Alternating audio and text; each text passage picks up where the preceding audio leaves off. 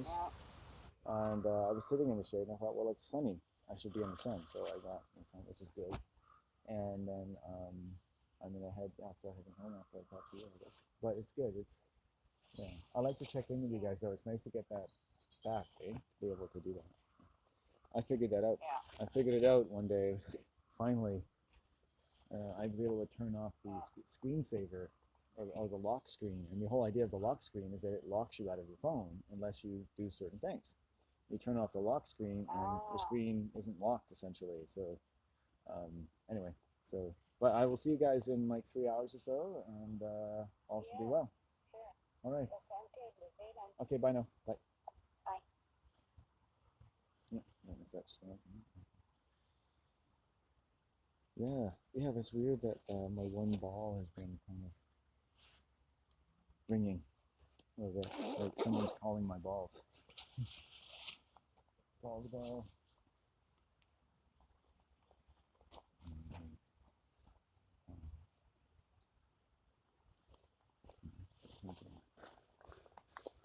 Magical thinking.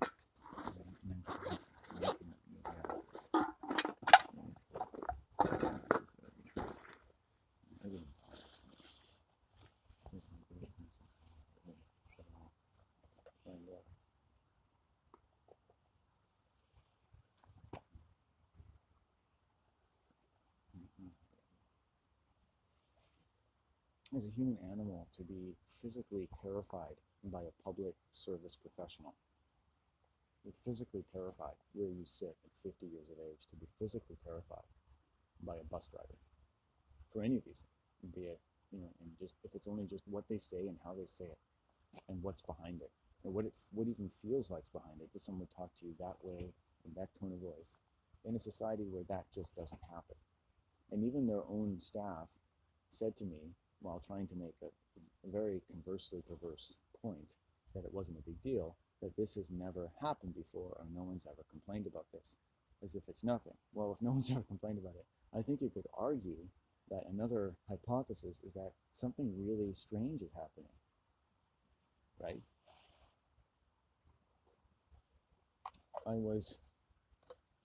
I made an attempt to go outside the region, and I called another region's call operator, and after having a pretty creepy conversation, I nonetheless felt consoled, if only from the sincerity of this creepy white middle-aged woman who was just making up all kinds of things to basically talk around and never talk about what I said had happened to me, which is also very scary. Okay, very scary if that's never happened to you before. But decided to feel encouraged by this, in as much as standing outside the bus and feeling the hostility of this woman, I decided to be encouraged by the possibility that everything would be okay. And then I call the offending region, give the operator who originally talked to me and heard how afraid and upset I was, who clearly has no interest at this point in empathizing with me at all, and says simply over and over she's not going to argue with me, when making rather justifiable concerns known to her, not just about my safety, but potentially the safety of other people to whom she may have spoken this way. Because it seemed very habitual. This is me calling a company that deals with 58 million people in British Columbia every year, that I have a concern about how this person might behave to other people because she scared the shit out of me, along with my ongoing concerns. Like, all of which I was willing to put away and just say, hey, I think we had a serious personality conflict, right? Not bad, considering what happened. But she utterly just dismissed this. She had no interest in solving my situation. She didn't give a fuck about me, right? Nothing I said was coming across. And when someone's not listening to you, that's a form of aggression. It's a form of, she was patronizing me, and she was in a very defensive posture. So now, not only have I been sexually harassed, but your staff, your support staff, are defending this behavior. Now I'm really piqued. Okay? Now I'm turned on as a journalist, as a human being, as someone who's been shockingly mistreated, someone who's used words in a way that changed the way I live. I don't take the bus anymore. I don't. And the way I consider it, I can't and I shouldn't. Any more than I would go to a place in the world where there's a 1 in 100 or 1 in 1,000 chance of someone mugging me, which in the course of the rest of my life, there isn't. I was more likely to be assaulted by a BC Transit bus driver than anyone or anything anywhere I walked in the last 5 years. You could make a study of it. You know, I was more likely to be scared. How come then? How come no one else? And I started to ask the question, why? What's going on?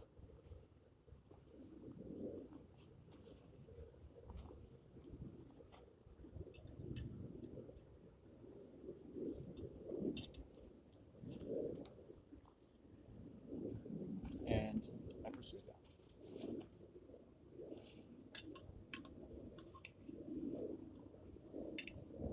And other things came up. In the course of using my voice, I became more sensible of how people can treat you a certain way based upon, if not how the mentality of their group thinks about you. And you can feel that in certain examples. You might walk in somewhere in your life and feel like no one is really hostile to you, but you don't feel like the environment is open to you because of something you can't control about yourself. How these people think, how they live, the structure of the total psychical force that is brought together by their shared employment in this place, and the provenance of this place, and the management of the place, the ownership of this place, and how their people and their people relate to the environment by one order of social oppression or another, is not terribly hospitable to you, and you can feel that every time you walk into the store. That in a lifetime of shopping, and 20 years of shopping at health food stores and the like, which are usually smaller spaces dominated by women, I can think of one store where I had so many unhappy and humiliating experiences dealing with the staff and the customers at times.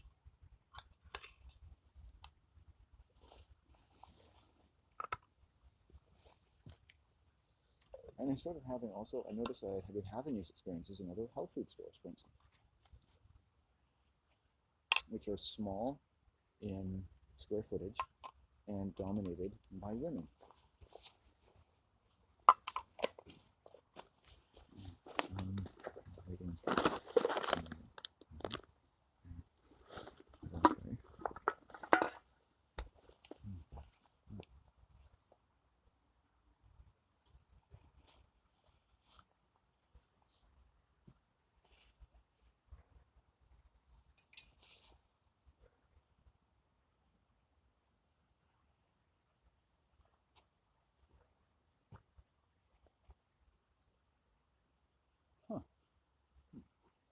And then I kind of developed over time because I've been domestically abused in my life.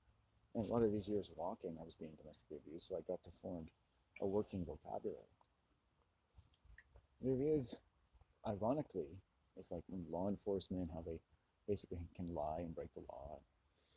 The people they deal with who are the greatest liars are always let off the hook, no matter who they are or where they work, because they're part of the culture, essentially. If you can lie as well as they can, and a great cult is filled with great liars. The two go hand in hand.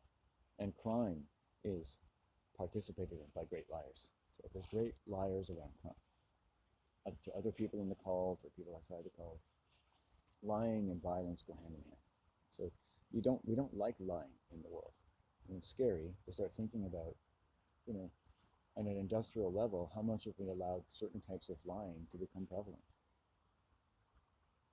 that get into the sensitive areas of our belief systems, in our governments, our loyalties and our trusts, our language, our labors, the money system. It's all very personal, isn't it? And it should be. It's kind of scary talking about it.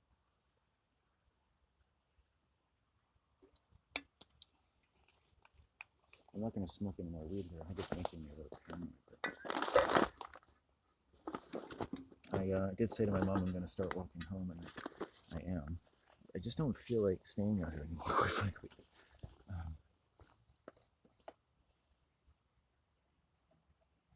I'm almost shaking talking about this. And that shock of all kinds of things. Like today, just walking around, there's strange behavior and people. You know, there was a woman I passed. Just a second. Who had sexually assaulted a man I know, who himself is not only homeless, but he lives in his car, but has been raped and assaulted by women his entire life. Just to listen to him talk. And this woman took exception to something about him, came up to him on Canada Day, which is the Canadian July 4th, in front of witnesses, and while I was talking to him, and leaned in front of him face to face and said, "You should leave this town. You should get out of here. Nobody wants you here." And he took this rather blithely, but only because, like a lot of people in his position, he's used to being abused. And he sort of looks at me and say, "Yeah, this is what I have to deal with." And she just goes on about his life, and I look at her and I say, okay, you've said what you wanted to say, now please go ahead and have a nice day. And she walked away. And there's like 10 to 15 people, crowds of people around us, and nobody seems to have heard this. Nobody seems to have showed any interest in what just happened. And you would think, because she's an elderly female. She's a white, entitled female. Right.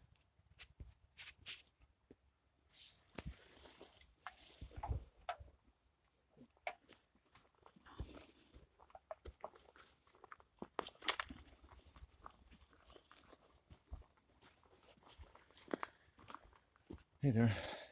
I haven't done a lot of.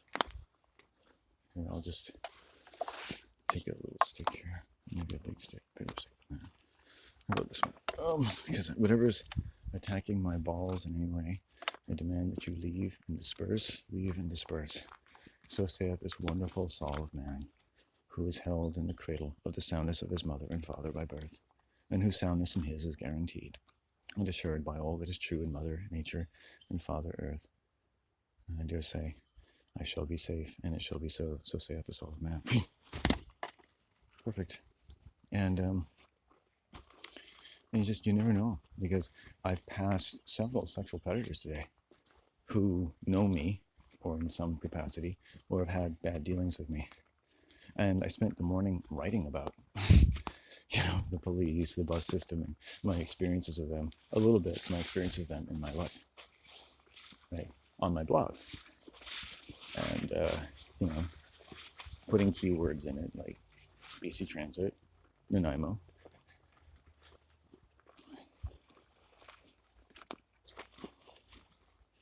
and sort of the hellish experiences that I've had with them over the last 2 years.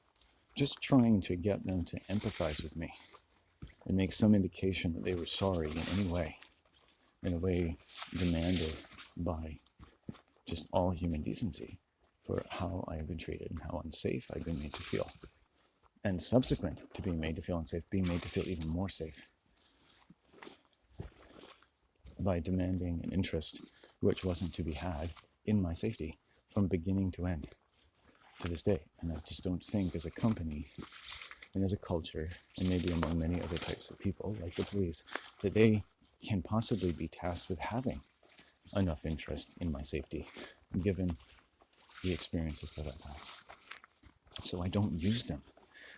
I don't use those services. I don't rely upon them. I don't use them. That's a fair trade, I think.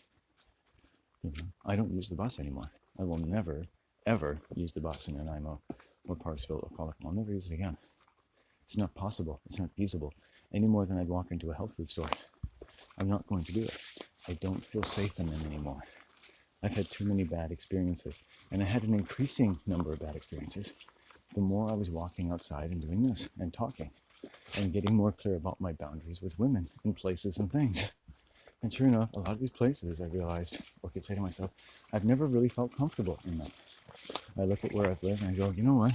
I've had a lot of uncomfortable things happen to me in these beautiful, healthy health food stores. I've had a lot of people who have shopped here with me, who I've known who have been sexual predators, and women who meet nice, healthy men in health food stores, and so on. And it's like that maybe this space and many other spaces aren't really for me necessarily. Right? They're not for me in who I am, in my constitution. Or I don't know how to make them work for me, and I don't know how to make myself safe from them, so I don't go there. And of course, along the way, it was given to feel very badly for all kinds of things. And I've learned, having been in things that I know are cults now, how this type of behavior is inevitable. And the food industry, for instance, draws people with lots of magical thinking and food control issues. The health industry.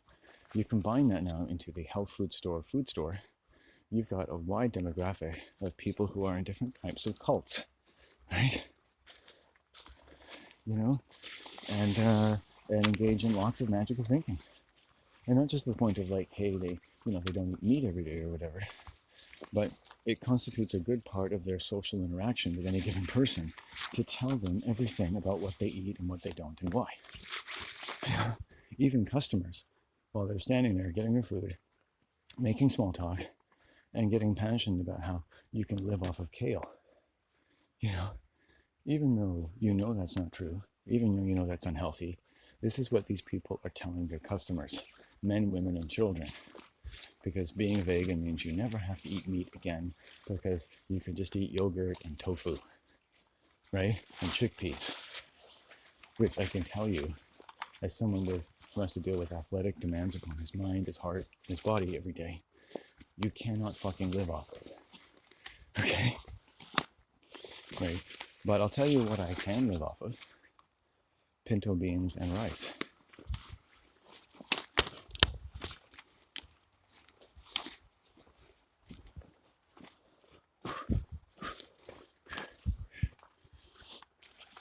Okay, I think we're on the way home now.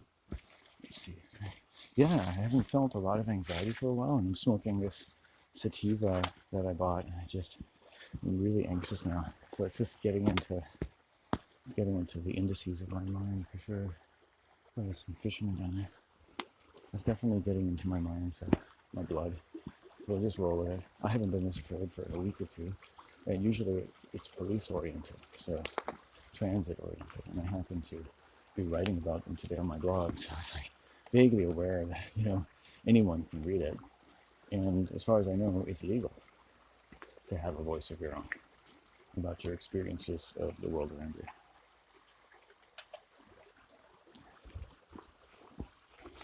Shit babies.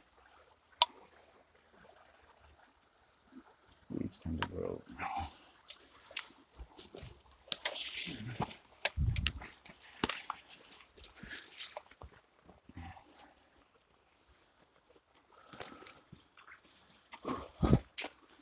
Still my heart, it's still my heart.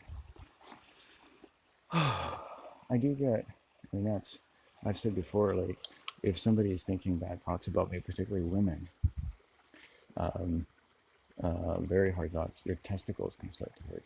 Now, luckily, this won't lead to any permanent damage. It's not my mother, so I checked out, so it's a woman outside my home, and the sexual predator, the male I met today, his dog, a female, stared at me. And this dog, is really a representative of the female who sexually assaulted me. In a sense, this dog, the way it was looking at me, was inappropriate. Right? So this dog they're using is like an emotional surrogate. The dogs of these people give forth evidence of the truth of the emotional body that these people are lying about. And it goes into the dog. So when I see her, the dog barks all the time because she's excited and angry.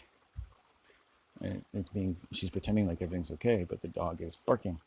And they act like it's just a dog. So they're using the dog as like a sexual dummy, a sexual patsy. Their emotional body and their physical energy and the energy of their lower chakras is being communicated to the dog to vent off enough so they can pretend to be the opposite. They don't have to deal with those stimuli.